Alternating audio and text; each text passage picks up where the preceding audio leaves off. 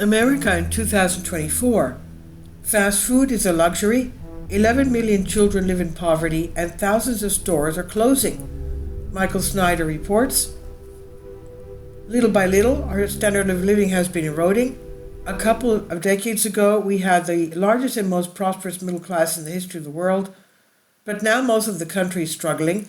At this point, fast food is considered to be a luxury. 11 million children are living in poverty, and thousands of stores are permanently shutting down all over the United States because consumers have so little discretionary income these days. We're in the midst of a historic cost of living crisis, and those at the bottom of the economic food chain are being hit the hardest.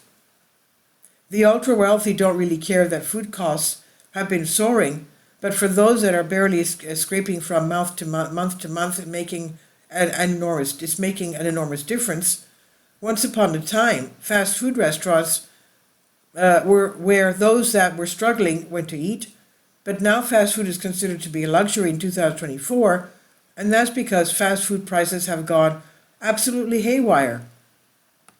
A Big Mac sandwich at McDonald's, for example, cost $3.99 in 2019. Now that price has more than doubled to $8.29, according to fast food menu prices on Online Tracker.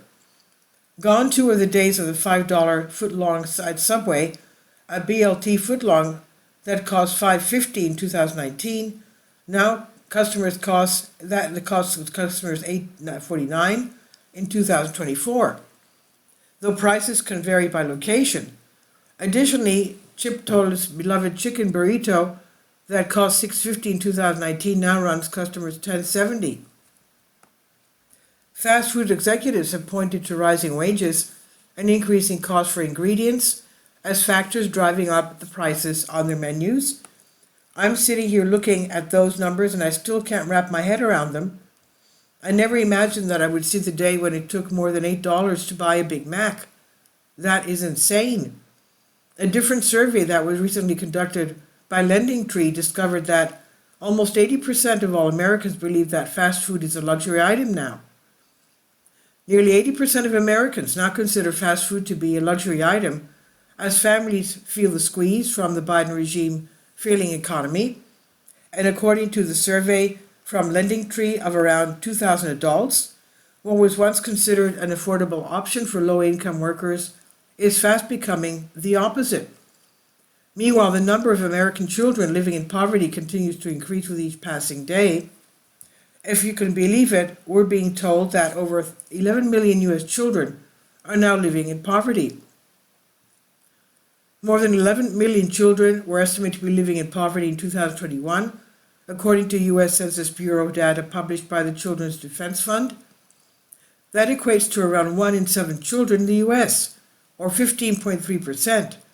It's a high toll, and one even higher than the adult population, which was 10.5% for 19 to 64-year-olds that year and 10.3% for adults aged 65 and older.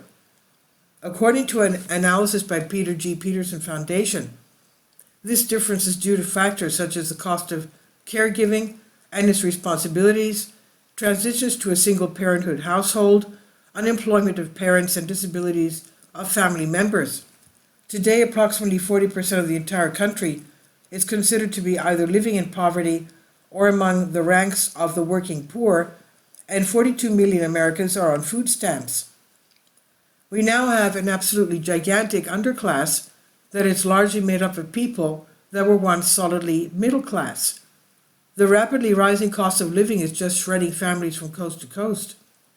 In Montana, one senior is incredibly frustrated because his property taxes have increased by 790% over the past several years.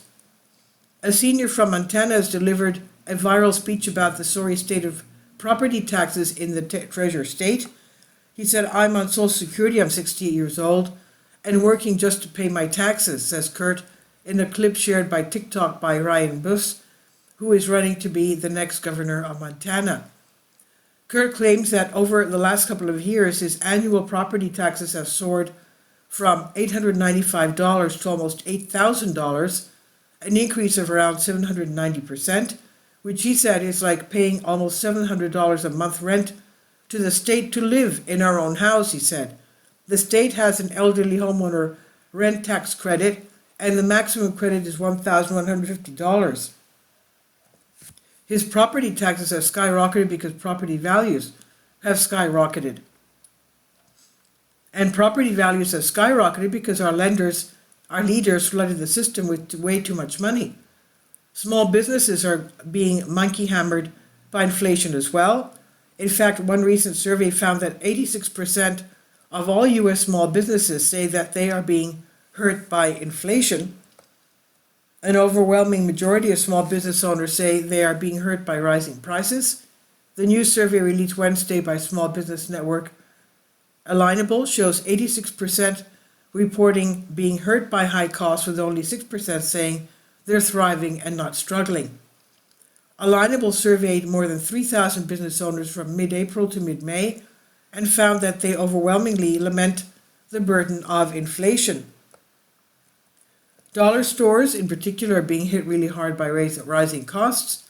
For example, 99 Cents Only has decided to close all of their stores because conditions have changed so dramatically. For years, dollar stores were a fixture in nearly every strip mall in California, offering cheap household goods, bread and produce, and even toys and gifts. But if it seems like your favorite dollar store is heading for the exit, you're not wrong. 2024 may be their swan song. In April, California-based 99 Cents Only announced it was closing all 371 locations after decades in business. The retailer blamed economic factors, including rising levels of shrink, inflation, and shifting consumer demand that has presented significant and lasting challenges. Not to be outdone, Dollar Tree has announced it will be closing about 1,000 stores. Dollar Tree, which owns Family Dollar, recently said it will close nearly 1,000 stores. That's after Dollar Tree raised prices in the past couple of years for the first time in decades. Overall, so far in 2024, retailers have already announced that they will be closing nearly 3,200 stores, and we have not even reached the midpoint of the year yet. The retail industry is going through a tough time, and as it copes with inflationary weary consumers and a rash of bankruptcies, prompting chains to announce the closures of almost 3,200 brick and mortar stores so far in 2024, according to a new analysis. That's a 24% increase from a year ago, according to a report from retail data provider CoreSite, which tracks store closures and openings across the U.S. The final countdown for the U.S. economy has begun, but most Americans do not even realize what's happening. Most Americans just assume that our leaders can fix things by printing even more money, and that conditions will return to normal eventually. But the truth is, there is not going to be a return to normal, because this is about as normal as things are going to get.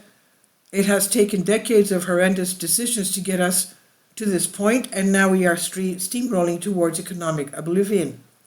If you think that our leaders in Washington will be able to turn this ship around, you are just being delusional.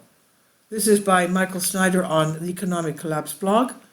Please leave your comments, and thank you for your support. Michael's new book, entitled Chaos, available in paperback and for Kindle on Amazon, and you can check out his new Substack newsletter right here. About the author, Michael Snyder, extremely controversial new book, Chaos, available in paperback and Kindle on Amazon. He's also written 7 other books available on Amazon, including End Times, 7-Year Apocalypse, Lost Prophecies of the Future America, The Beginning of the End, and Living a Life That Really Matters, Commissions Earned. When you purchase any of Michael's books, you help to support the work that he's doing. You can also get his articles by email as soon as he publishes them by subscribing to his Substack newsletter. Michael has published thousands of articles on the Economic Collapse blog, End of the American Dream, The Most Important News, and he always freely and happily allows others to republish those articles on their own websites. You can connect with Michael on YouTube, Facebook, and Twitter, and share his articles on your own social media accounts. It's definitely a great help. These are such troubled times and people need hope. John 3:16 tells us about the hope that God has given us through Jesus Christ. For God so loved the world that he gave his only begotten Son, that whosoever believeth in him should not perish but have everlasting life. If you have not already done so, we strongly urge you to invite Jesus Christ to be your Lord and Savior today. Finally, support my Patreon account. The daily posts are 5 videos daily, and they are totally different from what I have on my YouTube channel. Thank you so much for your support and that you find all my content so interesting. You'll find the Patreon account details in the description box below.